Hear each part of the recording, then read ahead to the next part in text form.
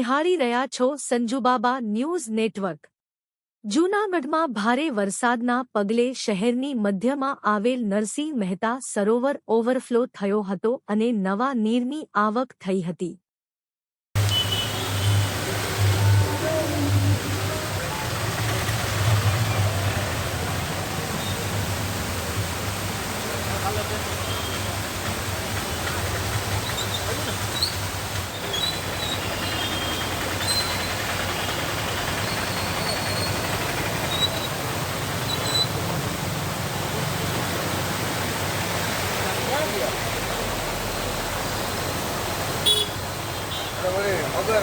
જૂનાગઢના દાતારના ડુંગર પર 10 ઇંચથી વધુ વરસાદ પડતા શહેરને પીવાનું પાણી પૂરું પાડતો વિલગંડન ડેમ ઓવરફ્લો થયો હતો અને તેમાં નવા નીર આવતા શહેરીજનોને પીવાના પાણીની સમસ્યા થઈ પૂર્ણ થઈ છે।